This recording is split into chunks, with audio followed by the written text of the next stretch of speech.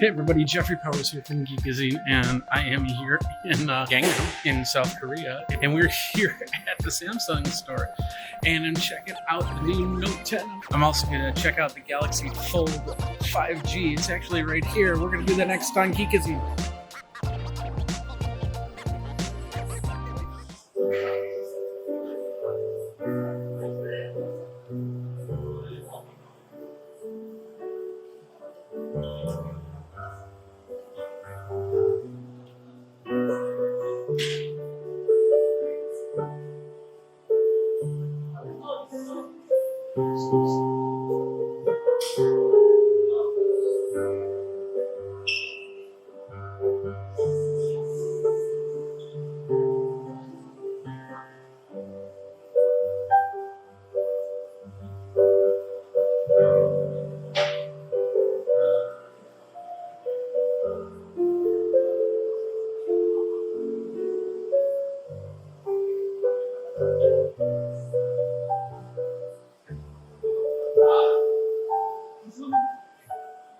So this is the Fold 5G. It's a 9.28 ounce, 4.6 inch phone.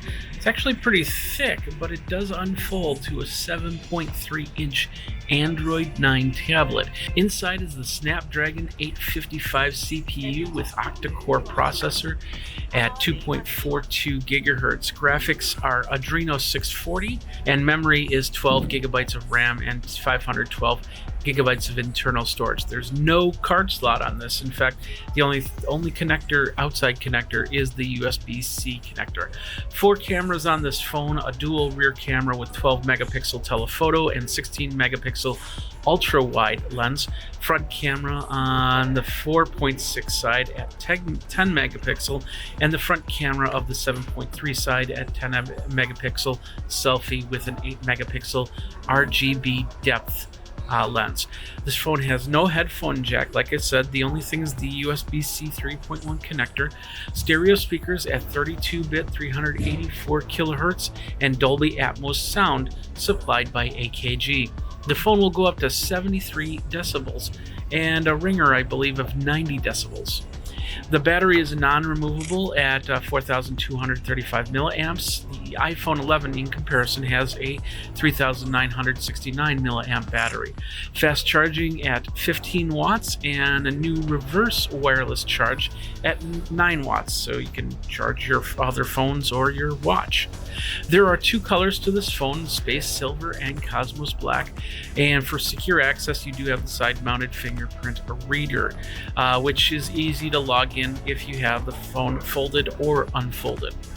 The phone is also set up for 5G 802.11ax dual-band Wi-Fi and can be used as a hotspot, Bluetooth 5.0, GPS, and NFC support. The phone looks fairly sturdy. The spine makes the phone a little bit thicker, but it seems to be very sturdy in opening and closing. It didn't feel flimsy at all. If you look closely at the unfolded AMOLED screen, there's a small faint rib in the middle.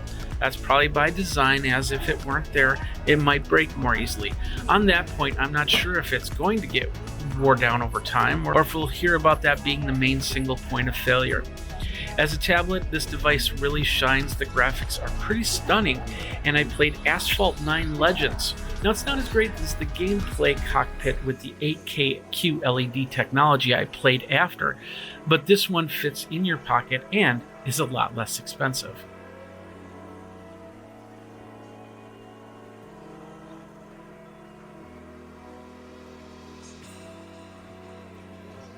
Now, the last point is this 2-screen system of the phone. If the tablet screen does break for some reason, you still have the front screen to use as a phone.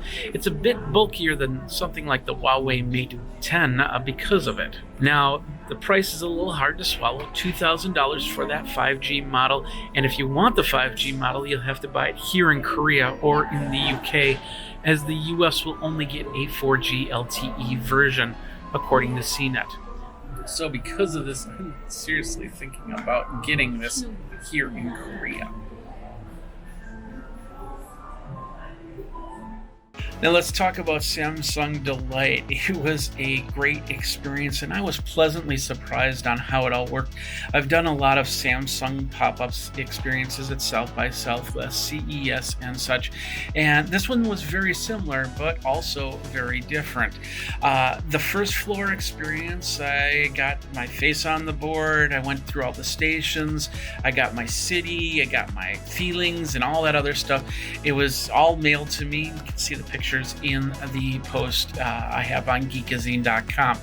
The second floor, they had basically some history of Samsung and then the possible future IoT experience, including the connected home, the connected vending area, the exercise room, the classroom, and more. So if you're in South Korea, I highly suggest you go over to Gangnam Square area and go to the Samsung Delight experience and get your fix of geeky technology that you can already get or that will be coming in the future. It was an amazing time and I was really happy I went.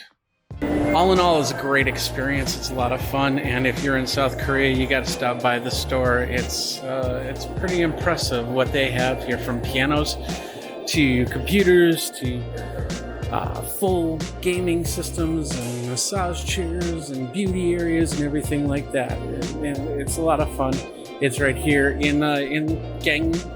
And you can check it all out over at Samsung. And of course, Jeffrey Bowers with Geekazine, Think Magazine, put in a geek. Go ahead, like, subscribe, comment on YouTube, hit the bell notification for the next video. We got a lot more videos coming very soon, so check that all out. Until next time, you guys, geek out and fold on.